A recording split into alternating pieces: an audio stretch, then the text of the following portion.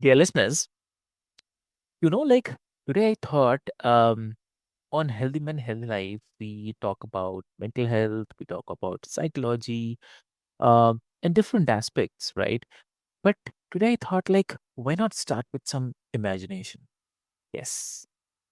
So picture this, a person standing at the edge of a moment that will change everything.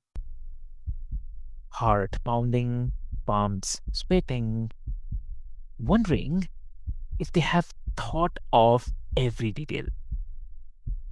A marriage proposal is more than a question, right? And it's not a kind of declaration, kind of memory or a story like two people will tell for the rest of their lives. And yet, beneath all the romance and excitement, there's something deeper happening, like something about vulnerability, intention, and how we show up for the people that we love.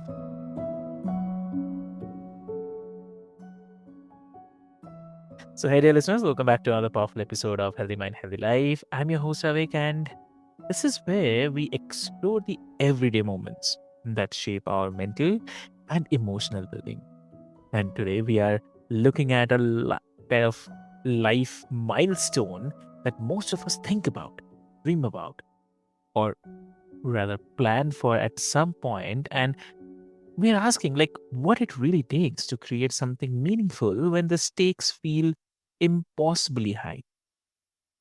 Well, we have a very lovely guest with us. So please welcome Ash Fox. Welcome to the show. Thank you for that introduction, Avik. That was so beautiful the way you laid it out. Thank you. Thank you so much, Ash, for joining us here. And um, so, dear listeners, I'll quickly introduce you to Ash. So, she is the owner of one of the world's first marriage proposal planning businesses, someone who has spent years helping people turn one of life's most vulnerable moments into a memory that is worth holding on to. So, why to wait? Let's get started. Welcome to the show again. Thank you, Avik. I love the way you put that. It is a memory worth holding on to for sure. Exactly, exactly. And Ash, like most people think a great proposal is all about a kind of grand gesture, the surprise, the perfect setting. Uh, so what do you think? I mean, what is the biggest misconception here that you see when someone starts planning a proposal? So I guess the misconception is that I think from the outside, when people hear what I do and they hear, I plan proposals for a living, and most people are like, whoa, I've never heard of that career before. What kind of job is that? That's so interesting.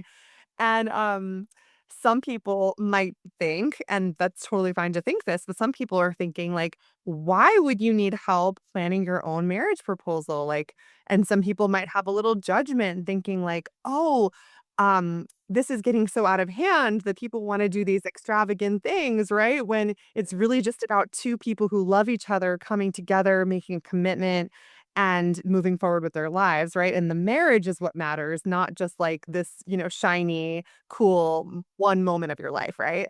And so I totally get that. I get where people are coming from with that. And I think sometimes there's a, I think sometimes people just you have to remember there's all kinds of people, right? And there's all kinds of needs that people have.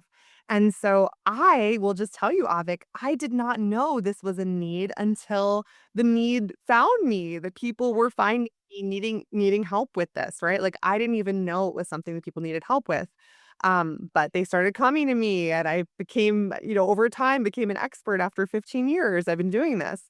And so what I'll tell you is I think that there are I think people have a misconception that it's all about just all the fluff, right? And it's not about the heart. But the truth of the matter is, for so many, and I work mostly with men, I work with women too, but mainly men. For so many men, it is about the heart. It's about showing their partner that they get them, that they know what kind of woman she is. They know what her desires are, what her dream proposal would be, and they want to make that vision a reality. So when it comes down to it, it actually is about starting this marriage off, showing their future wife that, hey, I love you. I know who you are, and I want to create a memory that you're going to want to talk about for the rest of your life, that you're going to get lit up about. And it really is about her. So, and that all said, Avik, not to go on a tangent, but Mm.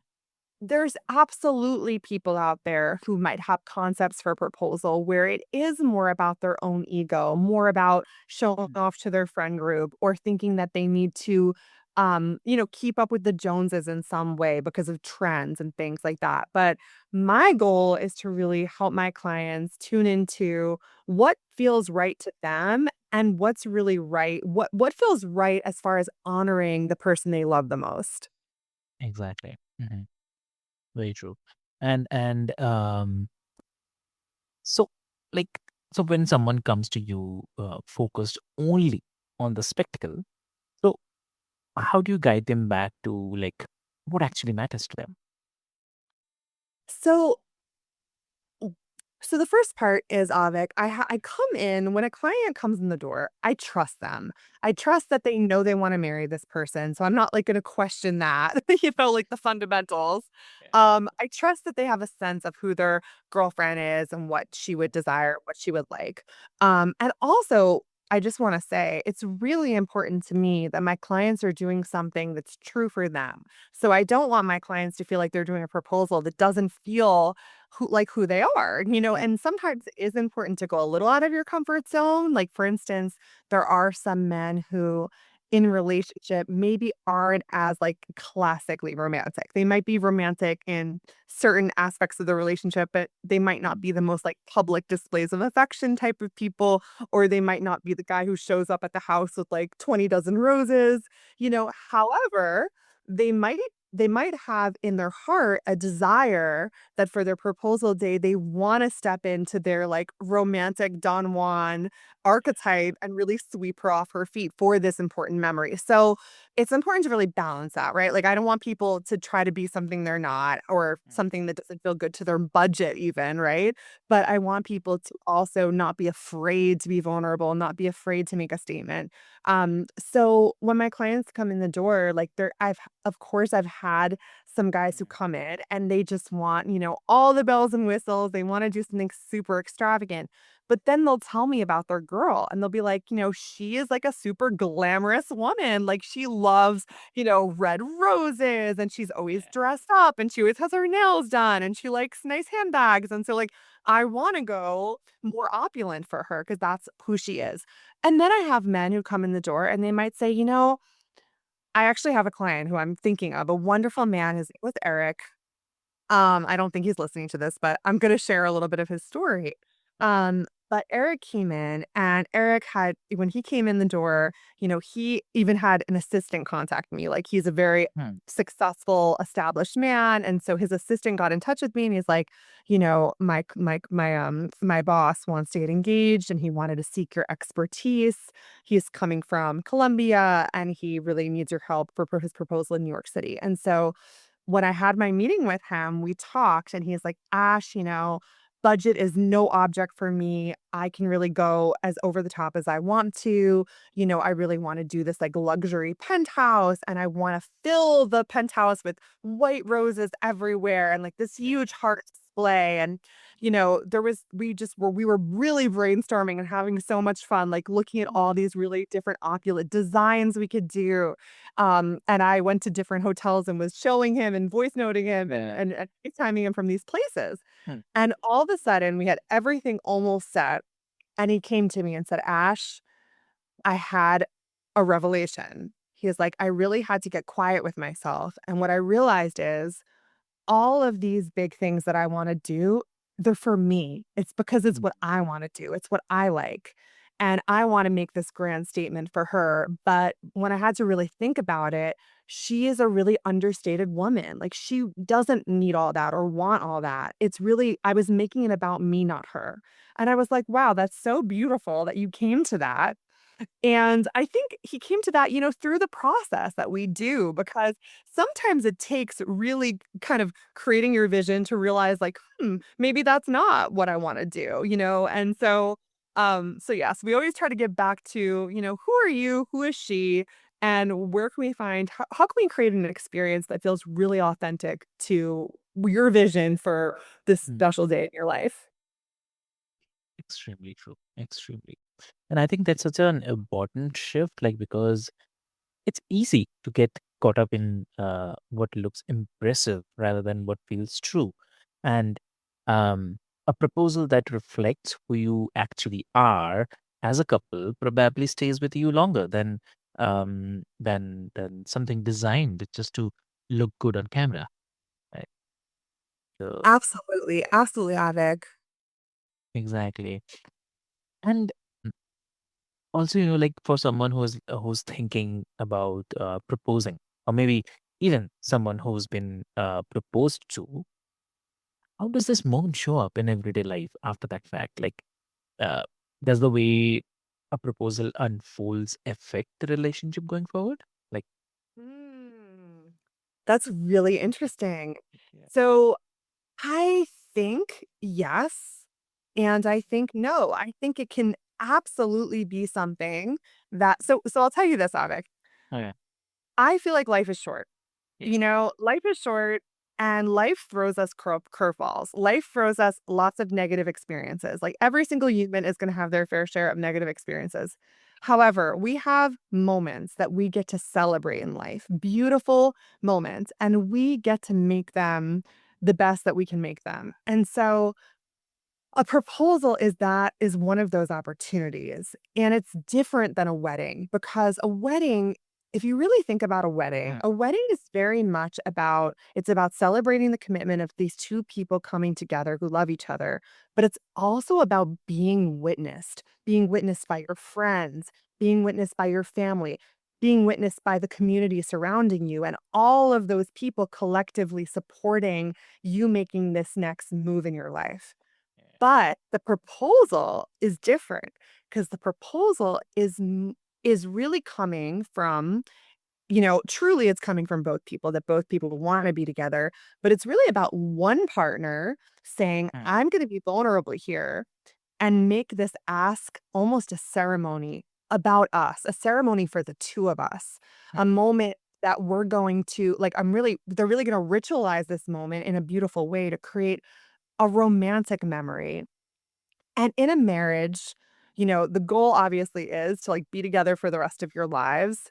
Yeah. And like I said, life gives you lemons at Yeah. times. Life gives you unpleasant experiences. And so the more you get to fill up your bank of Mm. memories of beautiful, positive moments and experiences and stories that you're going to tell your grandchildren, that these stories are going to come up all the time. Like you might be at Mm. like a kid's birthday party and someone might ask you, how did you guys meet and how did you end up or it might even come up like Yeah. how did you get engaged? And you want your partner to be like, "Oh my gosh, do you want to tell the story? Like, I want to tell the story," and be like so excited to tell that story. And it just lights you up and also fills you with all of those positive emotions that were at the start of your relationship because we always hear it like marriage is hard work. We go through things in life together. Not every day is easy. You always have to come back to love and the truth of like, who is the person I married? Like, why did I fall in love with them? So when you have a beautiful proposal moment to draw on as this like romantic, incredible memory, Mm. I think it helps. I think it helps. And like I said, Right. it doesn't make or break a marriage, but it can only add in a positive way. Exactly. Exactly true. And wow, that's so lovely. Yeah, um and also what about when a proposal doesn't go as planned? Like, how do people make sense of that without letting it overshadow what the moment was really about? Absolutely. So you know what, Avik? You're so right. Like, so Hmm. within what I do, there's of course like men come to me from all over the world and they come to me like, sometimes people think like, oh, why aren't they doing it themselves? Well, Hmm. part of it is they are doing it. A lot of times, 50% of the men who work with me have an idea already and they just want me to execute it with my team and carry it out for them. And then the other half really come to me as an expert and are like, Ash, I need an idea. Can you help me? Like, what do you think would be the best for me to do? Let me tell you about my girl. And we go from there.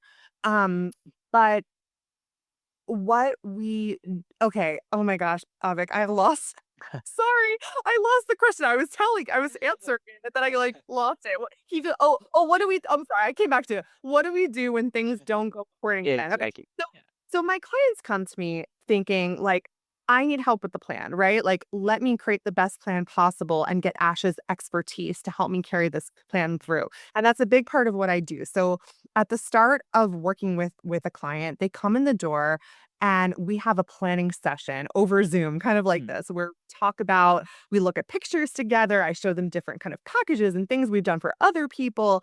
And we figure out what would be best, like the best location. And then from there, we think of what would be the best strategy, what would be the best decoy to really just Mm. shock or surprise her. I also give a lot of tips on like how to time your proposal, how to pace your proposal to elicit like the best reaction and all of that, like when to take out the ring, all these little things so that they feel really prepared and so that they feel really strong. And the goal of it is, with something as vulnerable as this, Mm. with something as emotionally charged as this, there's a lot of, there's stress that can come up. There's nerves that can come up. And so my goal is to really take a lot of that stress away by helping empower my guys with like great strategy and plans so that all they need to do is just follow the plan, show up, and propose. And that's my goal. Now, that being said, again, life is mysterious and magical, and we never know what's going to happen because sometimes crazy things happen. And so, a lot of my clients have a very big concern, and it's one of the most common questions I get on a weekly basis. Ash, what do I do if it rains? And I always tell my clients, I'm like, I would love nothing more than to control the weather. I wish I had that power, but I don't have the power to control the weather, and it is possible for it to rain. And so, sometimes it rains. And what I tell my clients is if we know in advance that it's going to rain, of course, we're going to make arrangements and work around it and try to change the time or try to change the date. But let's say we can't. Let's say there's like a crazy flash storm, can't do anything about it. We just do the best we can, and we embrace the moment, and we make the best of it, and I'm gonna tell you something so funny, Avik. Yeah. So many of my clients worry about rain because 'cause they're like, "Oh, her perfect hair is gonna get wet," or, "It's not gonna be as good for the pictures," or, "What happens if, like, the decorations get wet?" and things like that. And that's a very valid concern, especially when you're doing photography or videography, these things that we do, like, we don't want there to be rain, or if we have a musician playing violin, we don't wanna ruin his violin, obviously. However, when it actually rains and you're on your knee, I find that it actually heightens it heightens the emotions even more in a good way, which is kind of Yeah. funny. What I've noticed is whenever it rains, my clients' girlfriends, fiancés are they're just, like, crying. They're so emotional. It's like, it almost creates this extra power of, like, the elements, right? Like, the rain coming Yeah. down. And I have these girls, like, they'll have their hair wet, and they're like, It's just so Mm. romantic with the rain coming down." And so I tell my guys, I'm like, every single romantic movie you've ever watched, there's always a rain scene. There's Yeah. always a rain scene. That's, like, the most, like, sexy romantic part of the movie. So, when things don't go the way you planned, the best perspective is just try to make the most of it and find, like, the positive silver lining because it's true, like, maybe her hair wasn't perfect, maybe she got a little wet, but to her, it's such an incredible story to still tell. So, that's what I would just say. Amazing. That's really amazing. Ooh.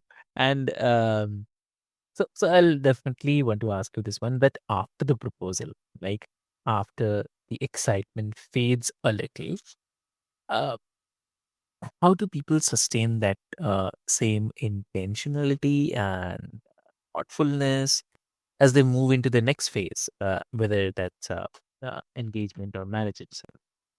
What do you I love that question, Avik. That really is that's a question I think everyone thinks of when they're getting married. Like, think? how do we keep the spark alive? How do we keep the spice alive? Like all these things, right? Yeah. And you're right. You use the right word, art. There's an artfulness within that, right? Mm. Um, and I think like I don't know if you've ever studied like tantra or like the ideas Yeah. behind that, but like it's very much about like the artfulness of life and the bringing presence to a moment. to create a life that's juicy and exciting, like even in the mundane moments. So I think that it definitely takes intentionality and it takes really coming together as a couple with Yeah. being clear on what you want this relationship to be and both people really giving it Mm. choosing someone who you know is going to give what you're going to give, right? Like who puts as much in as you put in. And that's like in the choosing part. But Yes. just like in just basic, which I just want to mention something that Mm. it not really off topic, but it really connects to this is that again, like with the foundations of a proposal. So nowadays, like I said before, um, well, nowadays you have a lot of people doing these elaborate proposals or who might want an elaborate proposal. And a lot of times what sometimes comes with that is people want again to be witnessed. They want people Mm. watching or seeing it, like their friends and family. And what I try to tell my clients, like while I'm not against that, I think that that's totally fine if it's really important to you to have friends and family or if you're very young and you have family that's like you almost feel like you can't get Mm. out of the pressure that they're putting on you to be there. I've had some clients in that position before. What I really encourage my clients is number one, when I have a call with a client, sometimes he'll be like, hey, my mom wants to come on the call, or my sister's going to be on the call with me. And I tell them, you know what? Hey, I'm like, whatever his name is, like, hey, Brandon, I just want to tell you that I personally like to do these calls one on one. And there's a reason. The reason is I want to make sure that whatever we come up with is really coming from you and feels good to you. And I don't want you to feel pressure even from the people who love you the most, and trust me, I know they love you so much, and I know they have Mm. such good intentions, but I just wanna make sure that this really is in your integrity and feels good for you, everything you decide to do. So, that said, I do encourage my clients, I tell them, "You can absolutely do a proposal with friends and family watching, Mm. but it's gonna be an entirely different experience than one-to-one with your partner." Because like I said before, a wedding is really that opportunity to kind of like be on stage, have everyone witnessing you, experiencing Mm. your love and your commitment, but you're kind of on stage. You're kind of like, "Oh, you're looking at me. Is my hair good? Like, do I have food in my Yeah. teeth?" Like, and you're not just with your partner, like having that level of depth and Mm. connection, which I find is kind of a missed opportunity if you take that away from the proposal. So, Mm. I think when you have a proposal that's just about the 2 of you, where you really get to experience this romantic connection together, I think that alone kind of plants the seeds Mm. that like, "Hey, we need more of this, and we wanna make time to create experiences for each other like this." Right. Um, Right. so hopefully that answers what you were asking me. I kinda went on on there. Exactly. Exactly. So if listeners wants to connect with you, how they can connect? Oh, I would love to connect with your listeners, Avik. If people would like to reach out to me, they can check out my website, ashfoxproposals.com. In addition, I've got my Instagram, Ash Fox Proposals with an S at the end, proposals, plural Uh-huh. on Instagram. And on there, you can see like lots of inspiring proposal ideas from my clients. You can see little tips and tricks from me. I comment on celebrity proposals and kind of give my 2 cents on these things. Amazing. It's a lot of fun on there. Nice. So, and if they want to say hi or reach out, welcome to DM me. Additionally, if they're thinking about getting engaged anywhere in the world, I'm available to do consulting. Happy to help with that. But if they are thinking about proposing in New York City, we have my whole team there for full service proposals and would love to help them. And also, if you're just out there and you're like, Ash, I'm actually thinking about proposing and I would like some free advice. I've got a podcast of my own called the Proposal Podcast, which Yeah. has lots of episodes where I go really deep into different elements of proposing to answer all your questions. So, yeah, that's it. I would love to chat with them. Amazing. Amazing. Lovely. So, dear listeners, what I'll do is I'll put all the links, details, everything into the show notes for easy reference. And I have to say, I mean, like listeners, that a great proposal is not about the perfection. It is about the presence. Yeah. And Ash, I mean, thank you so much for sharing all of this with all of us. It's really helpful, and I believe people will definitely gonna reach out to you. And before we go, I want to say that, dear listeners, like whether you are planning a proposal, supporting someone who is, or just reflecting on the moments that mattered in your own life, the question is not about whether you got everything right or not. It's whether you showed up with the intention, with honesty, with care. That's what people remember. That's what lasts. So thank you so much for listening to Healthy Mind, Healthy Life. I'm your host Avik, and I'll be back soon with another conversation about the everyday choices that shape how we live and love. So until then, take care of your mind and take care of each other. Thank you so much.